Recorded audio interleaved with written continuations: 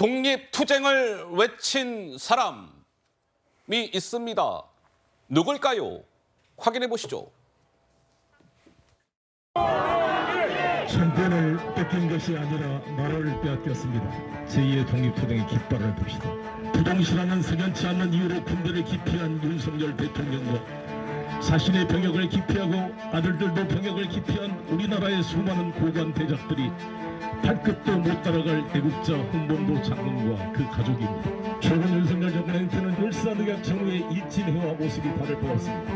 나라의 자주와 민주주의 자유를 위해 한 번도 자기를 희생해 본 적이 없는 검찰 범죄 카르텔 전체주의 세력들에 대한 심판이 나라에 다가오고 있습니다.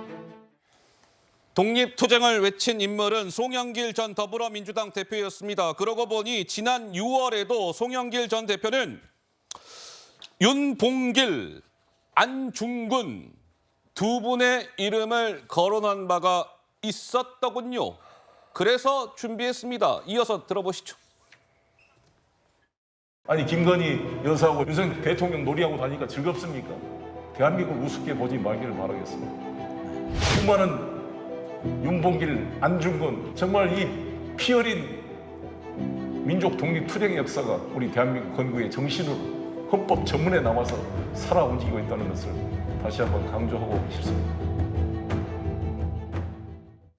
글쎄요, 정해찬 최고는 무슨 생각이 드시는지요? 일단 송영길 전 대표 보니까 참 안타깝고 안쓰럽습니다. 아, 그래요? 본인의 돈봉투 리스크로 지금 현역 의원이 구속까지 되었죠.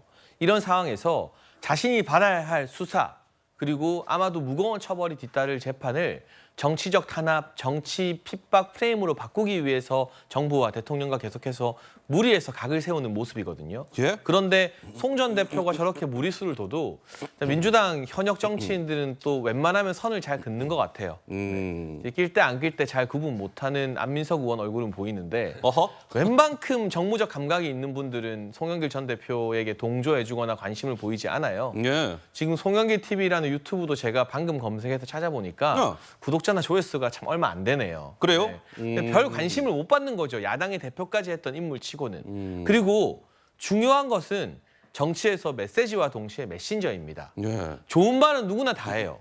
근데 김남국 의원이 우리 청렴 결백하게 살자라고 말하면 그거 누가 받아들이겠습니까? 이재명 대표가 음주운전 근절 캠페인 할 수 있습니까? 못해요. 김기현 대표는 얼마 전에 경찰청 방문해서 음주운전 근절 캠페인 하고 왔거든요. 네. 이재명 대표는 그런 거 못하죠. 왜냐? 본인이 전과가 있으니까 메신저가 오염된 거예요. 송영길 전 대표 마찬가지입니다.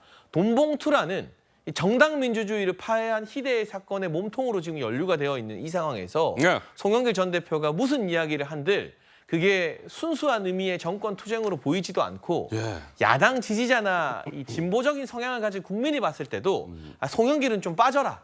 어허. 돈봉투 이슈나 해결하고 와라. 예. 라고 말하지 않을까 싶습니다. 송영길 전 대표가 최근에요. 윤석열 대통령을 겨냥하는 발언도 좀 하고 있는데 듣기에 따라서는 수위가 매우 높습니다. 수위가 높은 발언이 나오고 있어요. 송 전 대표로부터 하여금 윤석열 대통령을 겨냥하는 발언들입니다. 직접 들어보시죠. 아무것도 안 하고 군대도 안 갔다 오고 말이죠. 맨 술 먹고 고시 공부하다가 검사에서 갑질하다가 특수부 검사하고 대접받고 살다가 갑자기 대통령이 돼가지고 자기가 마치 대한민국을 지키는 화신인 것처럼 전직 대통령을 반국가단처럼 매도하는 이러한 정말 오바를 하지 마세요. 이게 다 범죄하게 됩니다. 이 대한민국이 만만하게 보입니까? 이 윤석열 대통령 말씀처럼 5년짜리가 겁도 없이 이렇게 함부로 헌법을 위반하고 완전히 검사권을 가지고 깡패짓을 하고 있는 이 행위를 가만 놔둬야 되겠습니까? 글쎄요, 여러분들께서는 어떻게 들으셨는지요? 저정원 의원님 한 말씀 하실까요?